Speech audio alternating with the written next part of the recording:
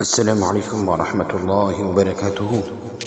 الحمد لله رب العالمين والصلاة والسلام على سيد الأنبياء والمرسلين، أما بعد. ګرانو مسلمانانو ورونو او خویندو، موږ په داسې زمانه کې ژوند کوو چې فتنې ډېرې وي، وسوسې زیاتې دي، زړونه کمزوري کېږي او کورونه بې سکونه کېږي. موږ یو پټ دښمن لرو، داسې دښمن چې نه ښکاري خو هره لحظه زموږ تر شا ګرځي. هغه شیطان دی. الله جل جلاله فرمایي: ان الشیطان لکم عدو فاتخذوه عدوا. بېشکه شیطان ستاسو ښکاره دښمن دی، نو تاسې هم هغه د خپل دښمن وګرځوئ. خو ګرانو ورونو، مه ویرېږئ، شیطان قوي نه دی، زموږ غفلت هغه قوي کوي. الله تعالی موږ ته د حفاظت او نجات بشپړه لاره راکړې ده. د هغه دپاره زه شپږ مختصر عمل تاسو ته د حفاظت دپاره ذکر کوم. په هغو کې اول عمل چې دی په قداسه باندې اوسېدل. اودس د مؤمن زغره ده. کله چې بنده پاک وي، شیطان ورته نږدې کېدی نه سي، ځکه دا پاکوالی د انسان دپاره په ټول ژوند کې حفاظت دی.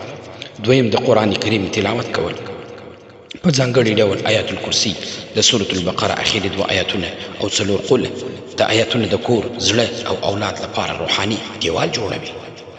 دریم بسم الله الرحمن الرحیم او اعوذ بالله من الشیطان الرجیم. دا دواړه ویل، هر کار د بسم الله نه شروع کول. کله چې وسوسه راشي ووایه اعوذ بالله من الشیطان الرجیم. دا کلمات شیطان ماتوي او د شیطان قوت ختموي. څلورم 5 وخته په جومات سره لمونځ کول. لمونځ د مؤمن قلعه ده. څوک چې لمونځ ټینګ وساتي، شیطان پرې واک نشي موندلی. کله چې انسان د جومات لمونځ پرېږدي، شیطان وایي چې زما تمه ورته پیدا سي چې دا سړی زه بېلارې کولی سم. پنځم د سهار او ماښام اذکار کول. سبحان الله، الحمدلله، الله اکبر. دا اذکار 3 واره سهار لمانځه وروسته، د مازدیګر لمانځه وروسته روزانه کول. دا اذکار د ورځې او شپې حفاظت حصار دی. شپږم صدقه ورکول. صدقه بلاوي دفع کوي، مصیبتونه لرې کوي او د شیطان حملې کمزوري کوي. مال نه کموي بلکې برکت زیاتوي.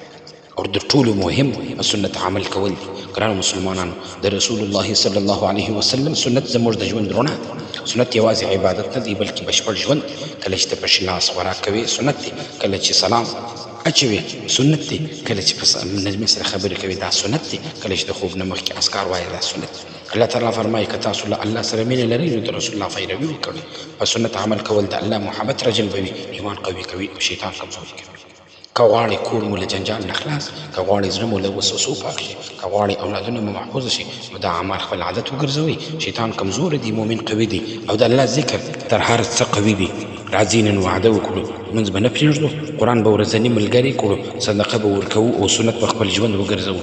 الله تعالی دې موږ ټول د شیطان له شره محفوظ وساتي او موږ دې د رسول الله صلی الله علیه وسلم رښتیني پیروان وګرځوي. آمین یا رب العالمین.